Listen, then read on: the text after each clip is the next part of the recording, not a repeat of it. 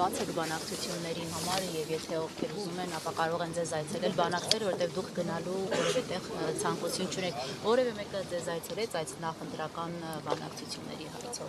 Այո։ Որոշել է եւ Այդ դրա մասին չեմ ասում։ Պարոն նախագահ, որոշում արդեն ընտրություններին մասնակցելու վերաբերյալ։ Ոչ, դեռևս չունենք եւ դա զարմանալի չի, որտեղ առաջին հայացքից հեշտ բան է, էլի մասնակցում ենք կամ չենք մասնակցում, բայց երբ որ էության մեջ ենք մտնում, այդտեղ երկվություն կա։ Պայքարել մի քանի մանդատների համար, թե ստեղծել շատ ավելի բարենպաստ պայմաններ,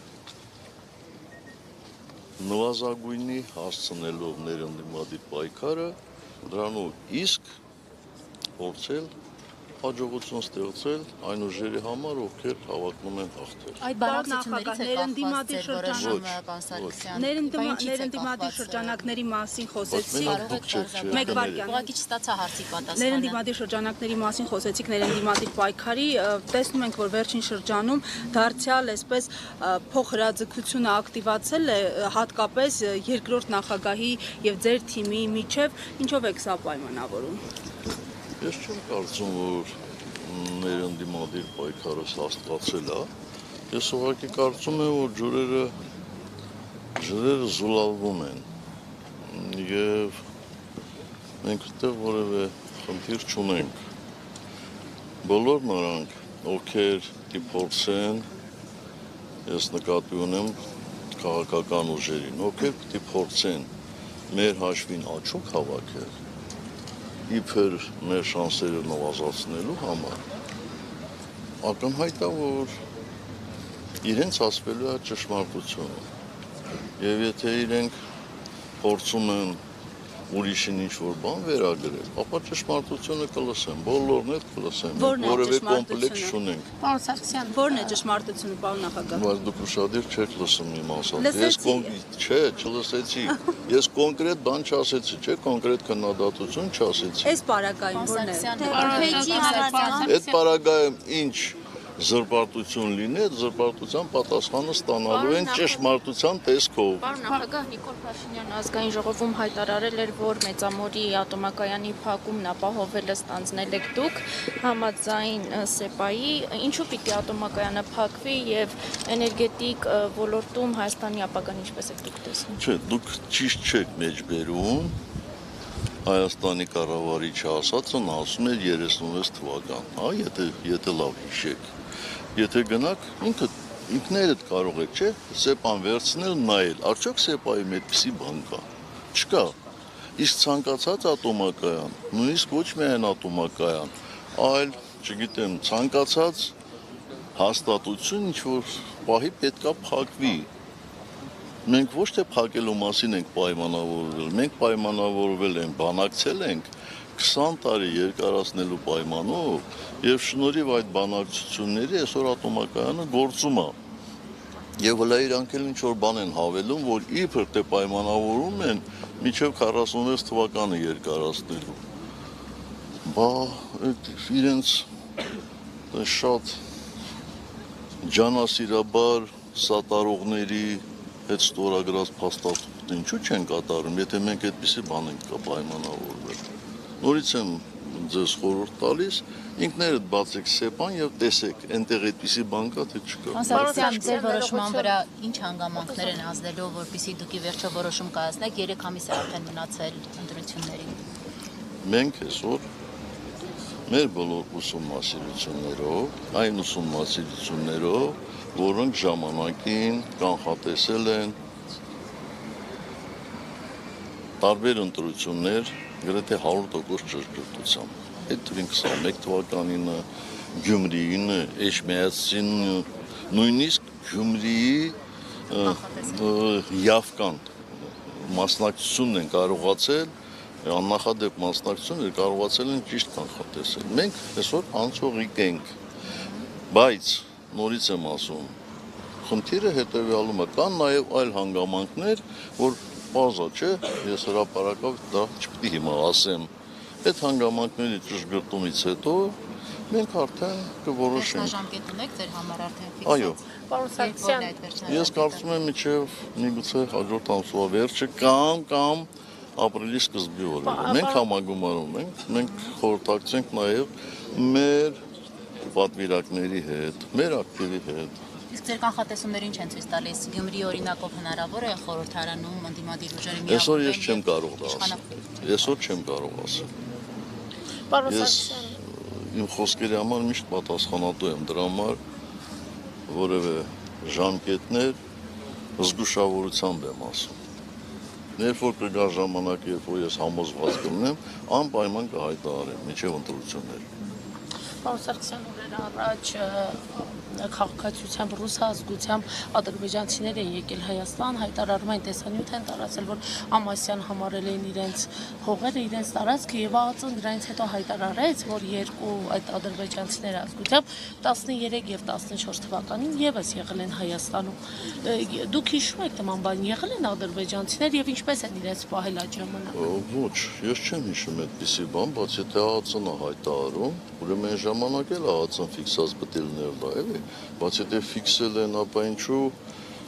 հրապարակայնորեն դրա մասին չեն հայտարարել։ Սա մի հանգամանք, երկրորդ հանգամանք մի բան էր այն ժամանակվա ադրբեջանցիների գալը, երկրորդ բանն է այս ժամանակվա ադրբեջանցիների գալը։ Ականհայտ չի ձեզ համար, տարբերությունը շատ մեծ է, չէ՞։ Այն ժամանակ բանակցությունները այլ դիրքերից էր, շփումները այլ դիրքերից էր, իսկ այսօր բոլորովին այլ դիրքերից է։ Ну, ինչ ասեմ, հարցրեք նրանց, ովքեր բանակցում են, կարող ավելի հարազատ լինեն։ Իմպիչմենտի գործընթացում այդպես լուրջ նկատելի առաջընթաց կարծես թե չկա, դուք էլ չեք որոշել մասնակցելու եք ընտրություններին, թե ոչ, դա էլ է ինչ որ գործոններից կախված։ Հիմա որ երկուսն էլ չլինի օրինակ տեսականորեն, չգիտեք ինչ կլինի, ձեր քաղաքական ուժը ինչու է զբաղվելու այդ դեպքում, ինչ եք պատրաստվում անել։ Այսինքն, եթե ընտրություններ չկան, քաղաքական ուժը անելիք չունի։ Ես չասացի անելիք չունեք, ես ասում եմ ինչ եք պատրաստվում անել, ինչով եք Մենք զբաղվել։ պատրաստվում ենք շարունակել մեր պայքարը շատ մեծ ինտենսիվությամբ եւ կարծում եմ մեր հաջորդ հանդիպումը այստեղ իմպիչմենտի մասին նոր բան կլսեք։ Այսինքն եթե անգամ օրինակ Այսինքն չեմ ասելու ինչ, բայց սպասեք կլսեք։ Մի ճշտում ուղղակի, ես ճիշտ հասկացա, որ դուք այս բանը չեք կարող կանխատեսել ընդդիմությանը միավորվելով կհաջողվի իշխանություն վերցնել խորհրդարանում, ինչպես որ տեղի ունեցավ Գյումրիում։ Ոչ միավորվելու մասին չի խոսքը, ես նորից պետք է կրկնեմ։ Խոսքը ներ ընդդիմադիր պայքարը ուրիշներ ուրիշ բառով են ասում։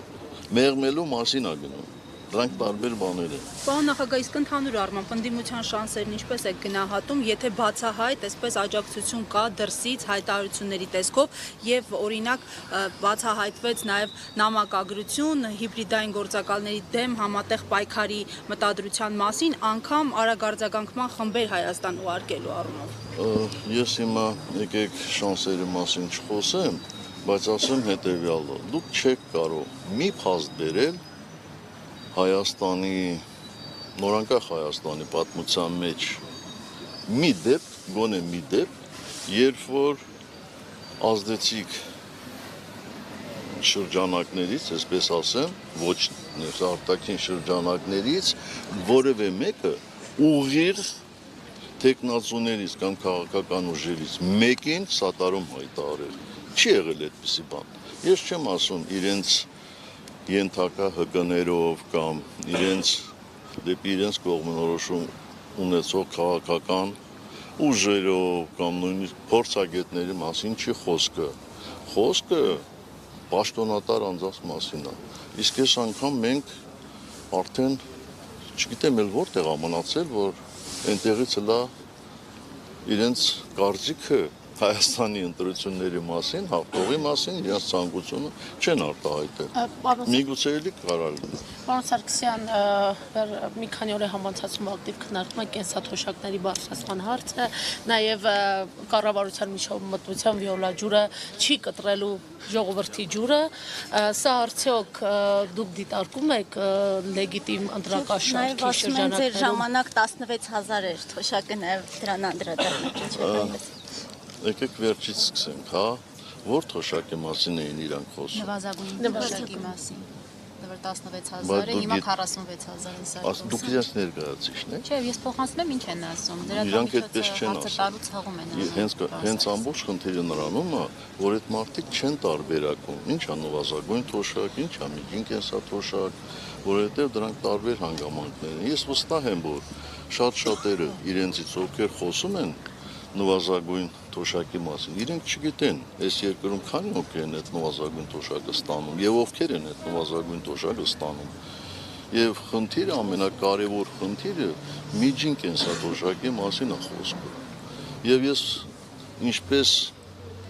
մնացած բոլոր հայտարարությունները, այս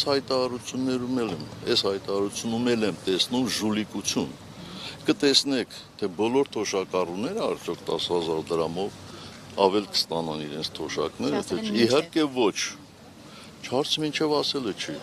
Հարցը այն է, որ դա միջին կենսաթոշակի չափերի վրա նվազագույն ազդեցություն ունենալ, նվազագույն։ Կտեսնենք, թե ինչքան է։ Մենք այո, մեր ժամանակ եղել է 16000, բայց իրենք իրենց նեղություն տան, մի 15-20 տարի առաջ գնան մեր ժամանակից, տեսնեն այն ժամանակ ինչքան ա եղել։ Ինչքան եղել դա էլ դուք հրապարակեք։ Ես ու իրանց համար բան չեմ, վիճվարչություն չեմ, թող իրանք նայեն,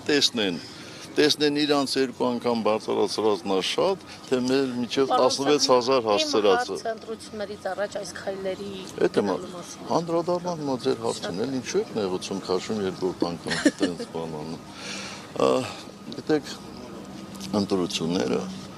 արդեն կեղծվել են։ Ես դա որպես ընտրակաշարք որակելը զուտ կարող է քաղաքական ինչ-որ հայտարարություն լինել, որովհետև, ինչ ասեմ, հլա ընտրապայքարը հլա չի սկսել, բայց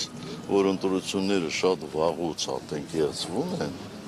փաստ է եւ որևէ մեկը չի կարող ժխտել։ Եթե մարդիկ ձերբակալվում են, եթե, ինչ ասեմ, պետական միջոցները ծախսվում են ոչ այնպես, ինչպես կծախսեին ոչ ընտրական տարում եւ այլն, այդ բոլորը խախտումներ են։ Այսինքն, եթե մի քաղաքական ուժից շատ ներկայանալի մարդու ձերբակալվում են, դա խախտում չի։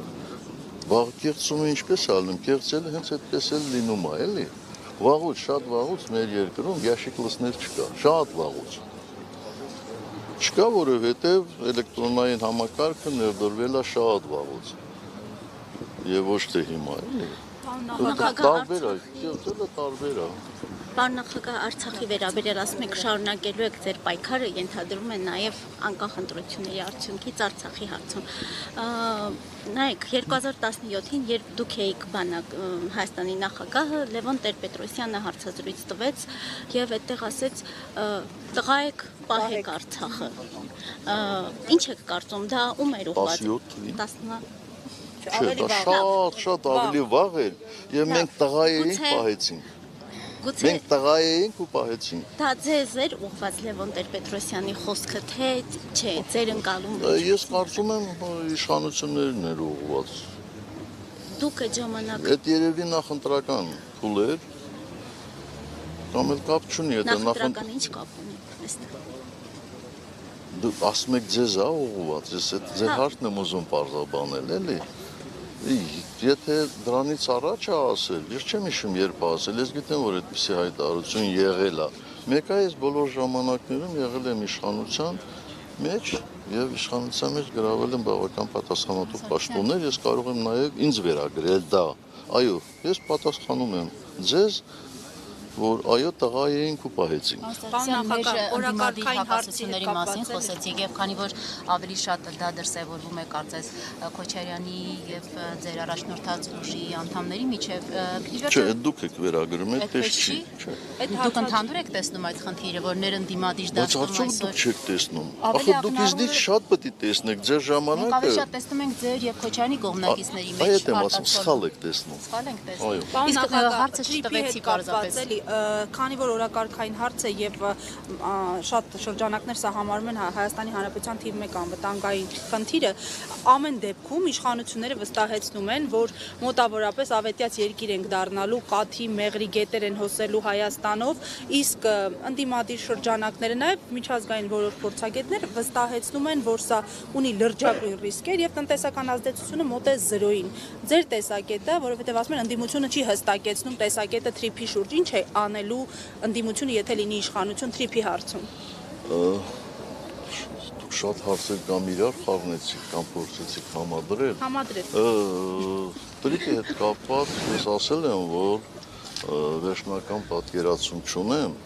բայց ցավոք սրտի ինչքան որոշակի նյուանսներ կամ մանրամասներ են բացահայտվում,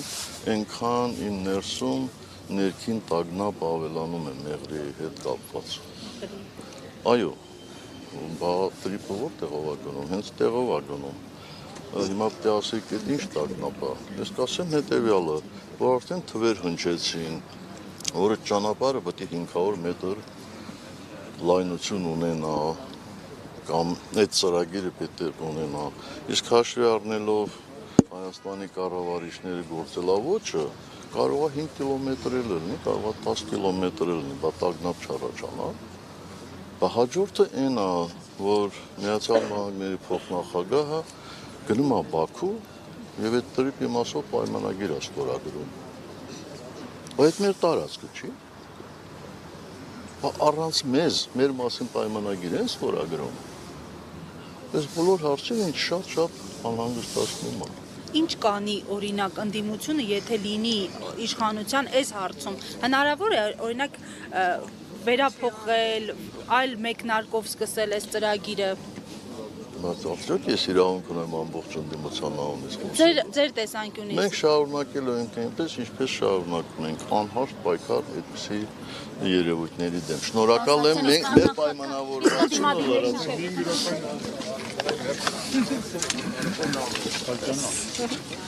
Դիմացի ցենկոմ։ Արաքս։